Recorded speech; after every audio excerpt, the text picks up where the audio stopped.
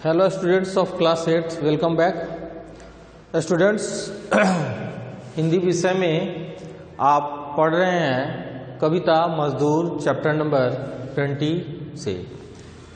मजदूर कविता के लगभग 3 पैराग्राफ को मैंने आपको इसके पूर्व के वीडियो में बताया है और अब उसके आगे का जो चौथे पैराग्राफ से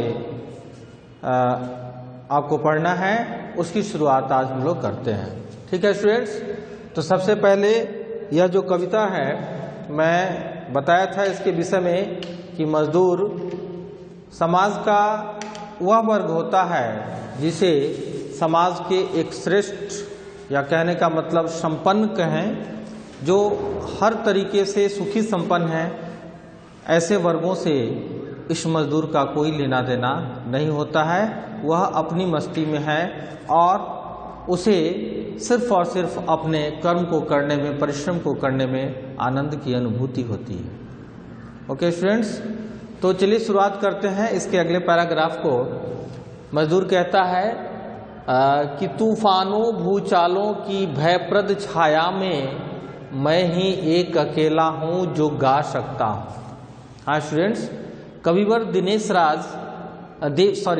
देवराज दिनेश जी इस मजदूर के माध्यम से कह रहे हैं कि मजदूर कहता है कि मैं ही एकमात्र ऐसा हूं जो भयप्रद छाया में, यानी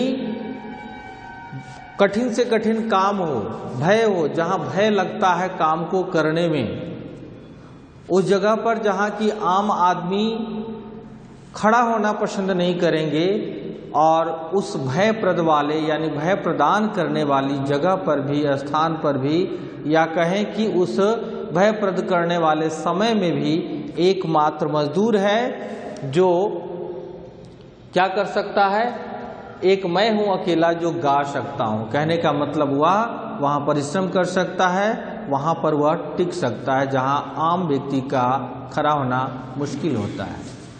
ठीक है स्टूडेंट्स, और फिर अगली पंक्ति है कि मेरे मैं की संज्ञा भी इतनी व्यापक है, इसमें मुझसे अनगिनत प्राणी आ जाते हैं, मुझसे अनगिनत प्राणी आ जाते हैं। कहने का मतलब यह है कि मजदूर बता रहे हैं कि मेरे मैं की संज्ञा यानी खुद की पहचान, मेरे मैं का मतलब क्या है, यानी मेरी जो खुद की पहचान है। तो मजदूर कह रहा है कि मजदूर के खुद की जो पहचान है वह क्या है, बहुत व्यापक है, यानी बहुत ज़्यादा है। आप कितना सोचेंगे मजदूर के विषय में, आप कितना सोचेंगे, उसकी पहचान बहुत अधिक है, छोटी सी पहचान नहीं है। उसकी संज्ञा, कहने का मतलब पहचान, उसकी पहचान बहुत ही व्यापक है और इसमें मुझसे अनगिनत प्राणी आ जाते हैं। कहने का मतलब जब पहचान गिनी जाती है तो मजदूर कई प्रकार के होते हैं, हर क्षेत्र में काम करने वाले मजदूर जो हैं उसके बारे में बताया गया है कि अनगिनत प्राणी आ जाते हैं। यानी मजदूर का काम करने वाले जो मजदूरी कर रहे हैं, यह इसमें बहुत सारे लोग सम्मिलित हो जाते हैं, आ जाते हैं। नेक्स्ट पंक्ति है कि मुझको अपने पर अदम्य विश्वास रहा है, मैं खंडहर को फिर से महल बना सकता हूँ। यह एक आम आदमी की बात नहीं है कि आम आदमी किसी खंडहर को महल में बदल सके। वह सिर्फ और सिर्फ कौन कर सकता है स्टूडेंट्स, तो वह करता है मजदूर। हाँ स्टूडेंट्स, जो खंडहर है, जो टूटे फूटे खंडहर है, अगर मजदूर को वह भी काम मिल जाता है कि इस खंडहर को महल में बदल देना है, तो मजदूर अपने कठिन मेहनत से, परिश्रम से उस खंडहर को भी सुंदर सा महल में तब्दील कर देता है, सिर्फ और सिर्फ अपनी मेहनत की बदौलत। ओके स्टूडेंट्स, नेक्स्ट है कि जब जब भी मैंने खंडहर आबाद किए हैं, प्रलय मेघ भूचाल देख मुझको शर्माए मजदूर, मैं मजदूर मुझे देवों की बस्ती से क्या।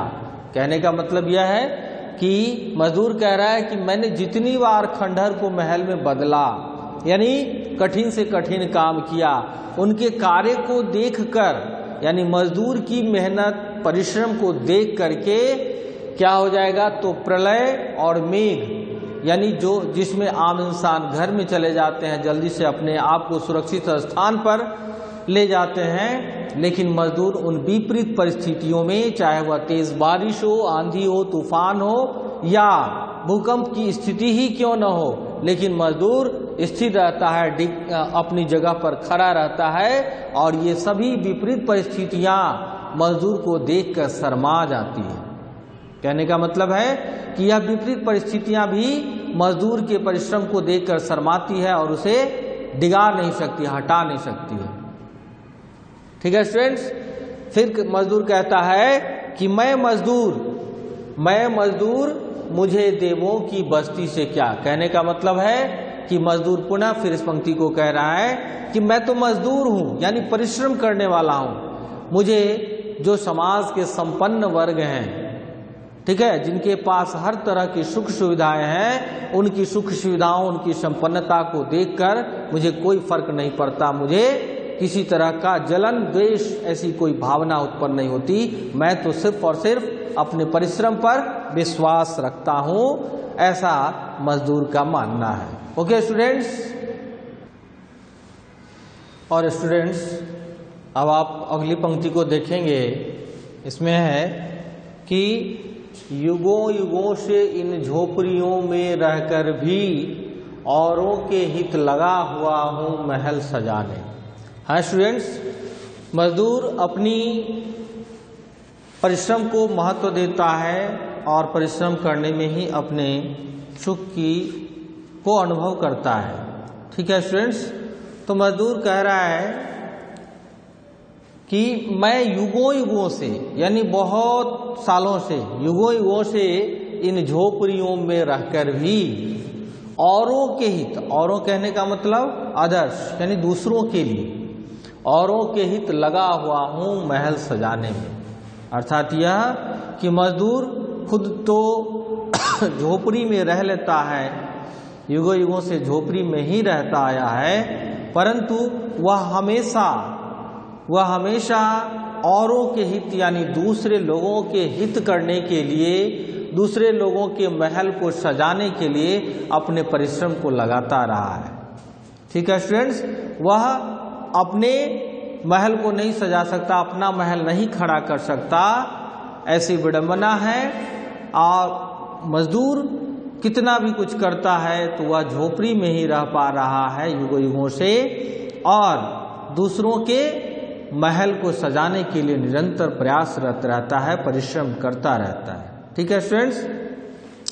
अगली पंक्ति है कि ऐसे ही मेरे कितने साथी भूखे रह, ऐसे ही मेरे कितने साथी भूखे रह लगे हुए हैं औरों के हित अन्न उगाने। अर्थात यह कि मजदूर का कहना है, यहाँ पर आप देखेंगे कि देवराज दिनेश कवि ने क्या कहा है। कवि कह रहे हैं मजदूर के माध्यम से कि एक मजदूर बता रहा है कि ऐसे ही मेरे कितने साथी, यानी मजदूरी जो कार्य है यह हर एक क्षेत्रों में होती है, चाहे वह ऊंचे ऊंचे पहाड़ों को तोड़कर काटकर रास्ता बनाने का कार्य हो, या ऊंचे पहाड़ों से मैदानी भूमि में नदियों को लाने का कार्य हो, या ऊंची ऊंची इमारतों को खड़ा करने का काम हो। ठीक है स्टूडेंट्स। तो मजदूर कह रहा है कि इन सारे कार्यों में, यानी बहुत सारे मजदूर ऐसे हैं जो खेती के काम में लगे हुए हैं, अन्न उगाने के काम में लगे हुए हैं। और क्या बता रहे हैं मजदूर कि मेरे कितने साथी हैं जो दिन भर भूखे रहते हैं। हाँ स्टूडेंट्स, दिन भर भूखे रहते हैं मजदूर, और क्यों, तो वह अन्न उगाने में संलग्न है, यानी खेती का काम कर रहा है, दूसरे के लिए अन्न की पैदावार करता है और खुद दिन भर भूखे रहता है। ठीक है स्टूडेंट्स। अगली पंक्ति है कि मेरी बाहें जिनके भरती रही खजाने, मेरी बाहें जिनके भरती रही खजाने, अपने घर के अंधकार की मुझे न चिंता। यानी मजदूर एक ऐसा वर्ग है जो अपने परिश्रम से, अपनी मेहनत के बल पर आप देखेंगे कि वह जहाँ कार्य करता है वहाँ अपने कार्य क्षेत्र में जो उसका स्वामी होता है उसके घर को तो वह सजाने में और धन्य धान्य से भरने में लगा रहता है। ठीक है स्टूडेंट्स, परंतु वह अपना घर जो अगर उसके घर में रोशनी जलाने के लिए यानी अंधकार को दूर करने के लिए एक मोमबत्ती या दिए सलाई की जरूरत हो तो वह भी उसके पास शायद उपलब्ध नहीं रह पाता है।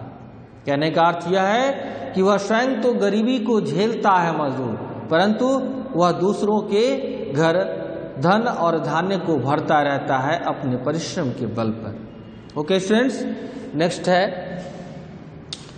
कि मैंने तो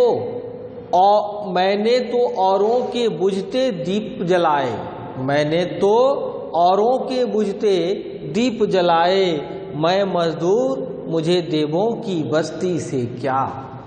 हाँ स्टूडेंट्स, मतलब यह है यहाँ पर कि मजदूर खुद तो उसका घर अंधेरा रहता है, उसकी उसे कोई चिंता नहीं होती, परंतु वह दूसरों के घर उजाले करने में लगा रहता है। यानी एक प्रकार से हम कहें यहाँ पर आशय यह है कि वह दूसरों को सुख, संपत्ति, धन आदि प्रदान करने में लगा रहता है, दिन रात परिश्रम करता रहता है, परंतु स्वयं उसके घर पर किसी भी प्रकार की सुख, संपत्ति, धन, दौलत इसका कोई ठिकाना नहीं होता।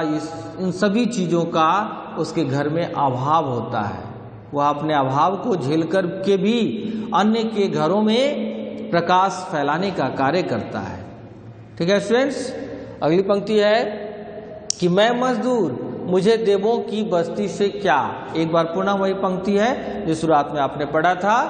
तो मैं मजदूर हूँ, कहने का मतलब मजदूर कह रहा है कि मैं समाज का वह वर्ग हूँ, मजदूर जो क्या हूँ, मुझे देवों की बस्ती से। यहाँ देवों की बस्ती कहने का मतलब समाज के संपन्न वर्गों के लोगों से है, तो जिनकी ऊंची ऊंची महल अटारियाँ, ऊंची ऊंची इमारतें हैं। ठीक है स्टूडेंट्स, तो उन लोगों से मजदूर का कहना है कि मुझे इनसे कोई लेना देना नहीं है।